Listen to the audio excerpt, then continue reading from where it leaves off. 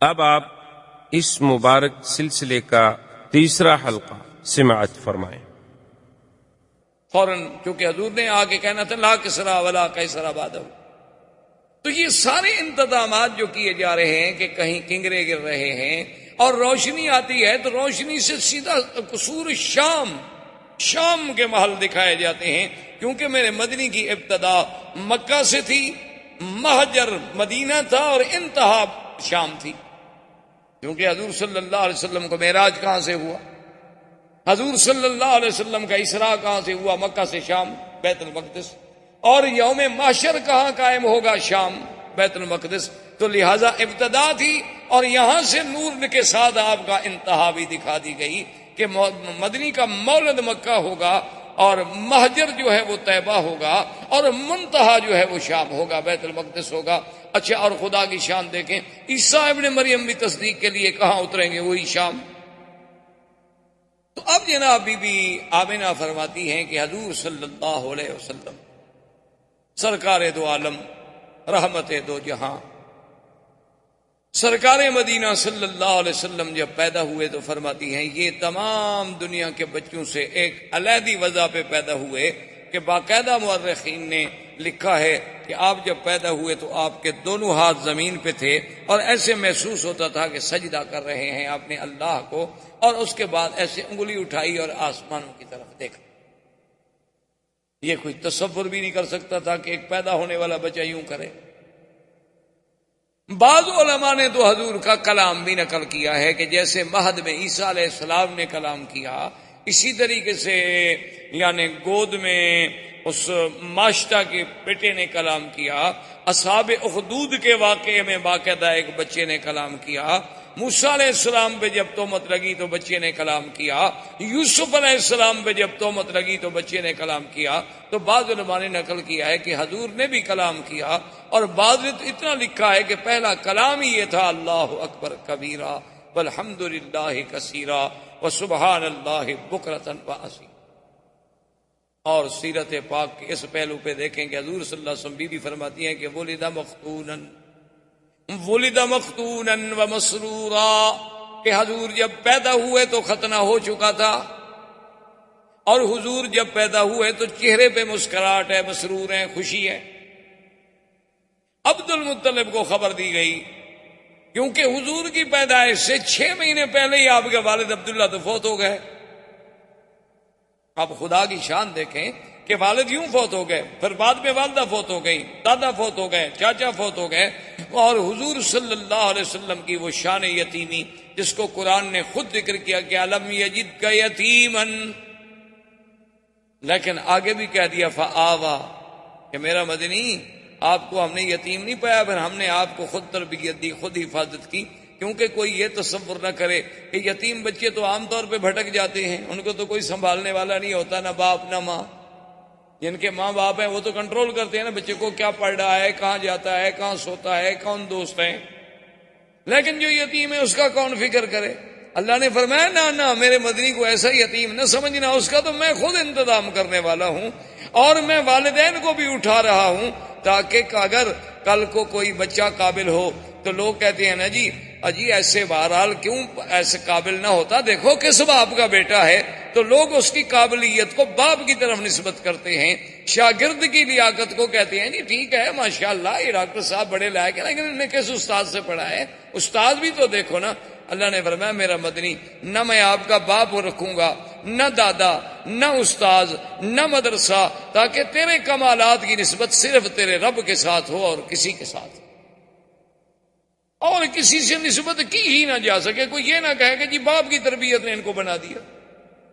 اس لیے حضور فرماتے تھے کہ ادبنی ربی فاحسن تادیبی، کہ مجھے ادب جو سکھایا میرے رب نے سکھایا، میری تربیت میرے رب نے کی ہے۔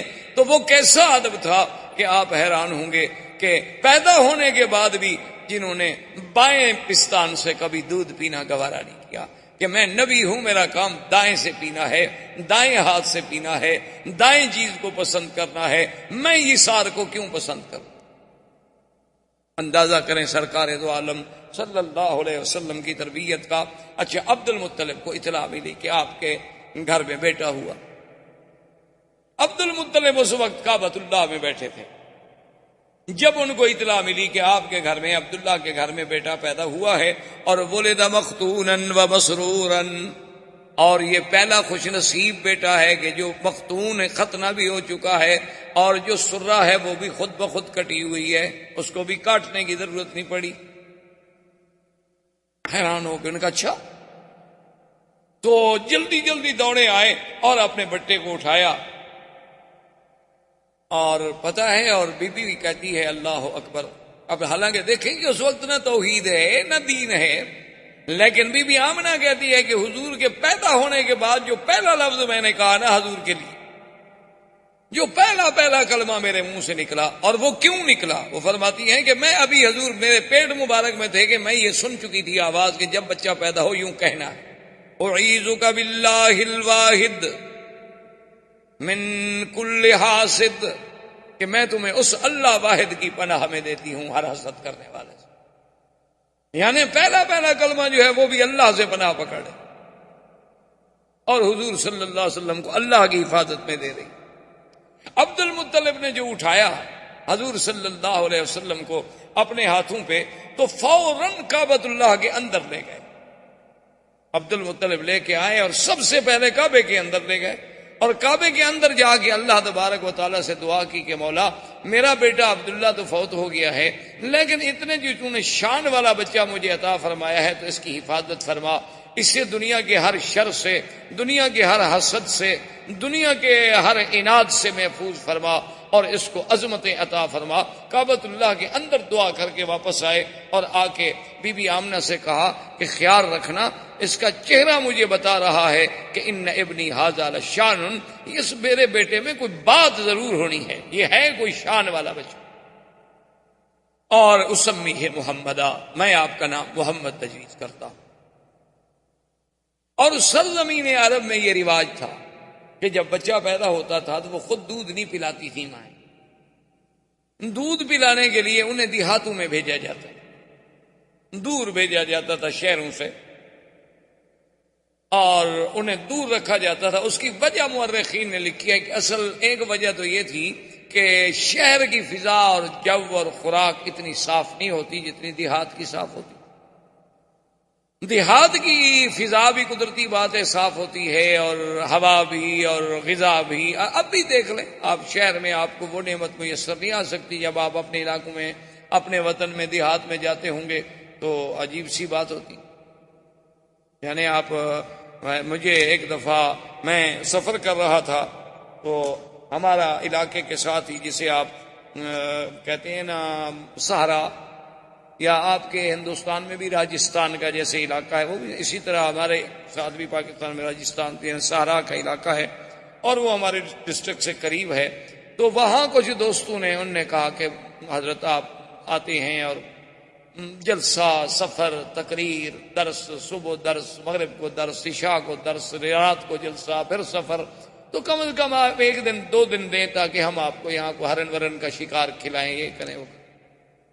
خیر میں نے کہا 2 دن والی بات تو ہو نہیں سکتی، ایسا کریں گے چلو کبھی آپ کے ساتھ شکار کیا ہم نے کھیلنے ہیں، تو رات کو آ جائیں گے. تو وہاں جب میں گیا تو میں کہنے کا مقصد یہ تھا کہ مجھے اتنی جناب گلے میں تکلیف، نزلہ، زکام، تھکان، اتنی بدن ٹوٹ رہا ہے. اب وہاں جا کے یاد آیا کہ بھئی وہ اتفاق سے وہ دوائیوں کا بیگ بھی میں نے ساتھ نہیں رکھا، کیا کھاؤں کیا نہ کروں. اب صحرا ہے، روئی کا علاقہ ہے، ٹیلوں پہ بیٹھے ہوئے، نہ گھر ہے نہ کچھ ہے. تو ان سے میں نے کہا کہ بھئی کیا؟ انہوں نے کہا جی ابھی آپ کا علاج کرتے ہیں. وہ جناب گھی لے آئے خالص، اور اس کے انہوں نے کہا کہ جی یہ 2-3 فنجان بھر کے پی جائے. میں نے کہا میں نے زندگی میں 1 تولہ گھی نہیں پیا. پیدا ہونے کے بعد پتہ نہیں ماں شاہ نے کھلا دیا ہو مکھن وکھن، تو وہ تو یاد نہیں، اس کے بعد تو مجھے یاد نہیں آتا. انہوں نے کہا حضرت آپ پیے. میں نے کہا اللہ کے بندے گھی پینے سے میرا نزلہ ٹھیک ہو جائے، میں تو اور مر جاؤں گا. انہوں نے کہا جی آپ پیے تو صحیح.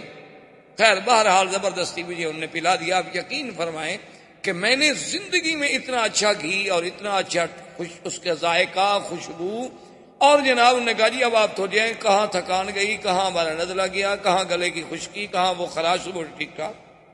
انہوں نے کہا جی ہمارے ہاں تو یہی علاج ہوتا ہے. میں کہا یار یہ عجیب علاج ہے یار. تو مقصد کہنے کا یہ تھا کہ وہ جب اتنی صاف ہوتی ہے، خوراک اتنی صاف ہوتی ہے، وہ گھی اتنی اصلی ہوتے ہیں کہ اس میں ملاوٹ کا تصور نہیں ہوتا، تب اپنے بچوں کو بہر۔ اور دوسری وجہ یہ تھی کہ شہر کی زبان صاف نہیں رہتی، جیسے غذا صاف نہیں رہتی اسی طرح زبان صاف نہیں رہتی۔ کوئی حاجی آیا، کوئی کہاں سے آیا، کوئی کہاں سے آیا، کوئی کہاں سے آیا، ایک ایک لفظ، آدھا آدھا لفظ، ایک ایک جملہ چھوڑ گیا۔ اب آپ یہاں دیکھتے ہیں نا عربی لکھی ہوتی ہے ناشی و نال، یہ کون سی عربی ہے؟ نیشنل کا ترجمہ جو نہیں کر پائے بیچارے، کہ اب نیشنل کا کیا ترجمہ کرنے کا، جو اسی کو ناشی و نال بنا دو۔ ٹویوٹا، بوتو، جو مرضی ہے اپنا بنا لیں، کہاں سے؟ اچھا اب جناب وہ جو بناتے ہیں نا جی، وہ صبح انڈے کو ایسے مار مار کے چھوٹے، اس کا نام ہے شکشوکا۔ کہاں سے آ گیا جی شکشوکا؟ کو عربی کا لفظ ہے دنیا میں شکشوکا۔ پیزا کون سی عربی ہے جی؟ پیزا یہ تو اٹالین پراٹھے کا نام ہے پیزا، یہاں کون سی عربی میں آ گیا پیزا؟ یہ اس لیے کہ زبان بگڑتی ہے، جب باہر کو لوگ آتے ہیں تو اپنی کچھ برائیاں تو ہمیں دے جاتے ہیں، اچھائیاں مکے والوں کی لے جاتے ہیں اور برائیاں وہ یہاں چھوڑ جاتے ہیں۔ تو اس لیے بھی لوگ جو تھے وہ شہروں سے اپنا گھبراتے تھے کہ بھئی بچے کی تربیت باہر کرو کہ اس کی زبان بڑی فصیح۔ تو اس لیے اب جناب بی بی صاحبہ بھی اسی تمنا میں تھی۔ بنو سعد کے قبیلے کی مرضعات آئیں، مکے میں آ کے بچوں کو تلاش کیا، سب اپنا اپنا بچہ لیتی گئیں، اور جب سنے کہ محمد عربی عبداللہ کے گھر میں پیدا ہوئے، باپ فوت ہو گیا ہے، بھئی یتیم ہے نا۔ اچھا یہ مطلب نہیں تھا کہ ان کو صرف پیسوں کا خیال ہوتا تھا، وہ دودھ کی کوئی اجرت طے نہیں کرتی تھی، ان کے نزدیک دودھ بیچنا حرام تھا۔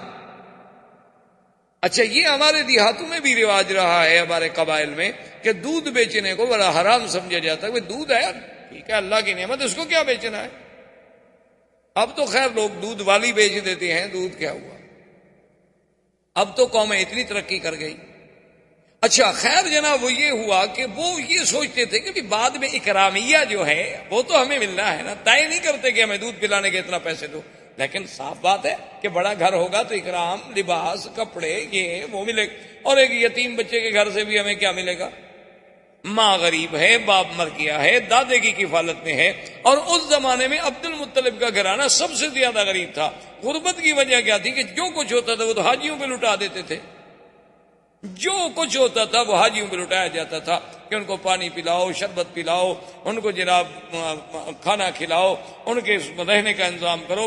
اب اتنے حاجیوں کا انتظام کرنا ہے ایک سردار کو، تو اس کے گھر میں بچ کیا جاتا ہے؟ تو بہرحال جب وہ مایوس ہو گئیں تو بیٹھے بیٹھے حلیمہ نے، جو حضور صلی اللہ علیہ وسلم کی مرضعہ ہیں، دایا ہیں، اپنے شوہر سے کہا، ان کے شوہر کا نام حارث تھا، اپنے شوہر سے کہا کہ مجھے کوئی بچہ نہیں ملا، اور میں یہ بھی نہیں چاہتی کہ سب لوگ تو بچے لے جائیں اور میں بغیر بچے کے جاؤں، تو اب ایسا کیوں نہ کریں کہ ہم اس یتیم بچے کو لے لیں۔ اس نے کہا کہ ٹھیک ہے، اچھی بات ہے، جب اور کوئی نہیں ملا تو چلو خالی رہنے سے تو بہتر ہے کہ کوئی بچہ تو ہم لے جائیں۔ بی بی حلیمہ آئی، آگے دیکھا تو عبد المطلب بیٹھے ہیں، انہوں نے پوچھا کون ہو؟ نے کہا میں مرضعہ ہوں، میں سنا ہے کہ بچہ ہے، یتیم ہے، اور وہ میں لینا چاہتی ہوں۔ انہوں نے کہا دیکھ لو کہ وہ یتیم ہے، ان کے والد فوت ہو گئے، اور تمہیں پتا ہے کہ ہم سرداری کی وجہ سے اور خدمت حجاج کی وجہ سے کتنے تنگ دست ہیں، شاید تمہاری خدمت نہ کر سکیں، لیکن ایک بات میں تمہیں بتاؤں، ایسا بچہ تمہیں کبھی نہیں ملے گا۔ اور اس کے بعد انہوں نے پوچھا ما اسمک، تیرا نام کیا ہے؟ تو بی بی کہتی میں نے کہا حلیمہ۔ نے کہا قبیلتک، تمہارا قبیلہ کون سا ہے؟ نے کہا بنو سعد۔ تو فرح فرحن شدیدہ، حضرت عبد المطلب بڑے خوش ہو گئے، کہنے لگے اسمک حلیمتی، حلیمہ و قبیلتک سعد و ابنی محمدہ، تمہارا نام حلیمہ حلم سے ہے اور قبیلہ سعد سعادت سے ہے، لیکن میرا بیٹا بھی تو پھر محمد ہے صلی اللہ علیہ وسلم۔ اور بی بی حلیمہ کہتی ہیں کہ میں اندر گئی تو حضور صلی اللہ علیہ وسلم ایک سبز ریشمی کپڑا تھا جو اماں نے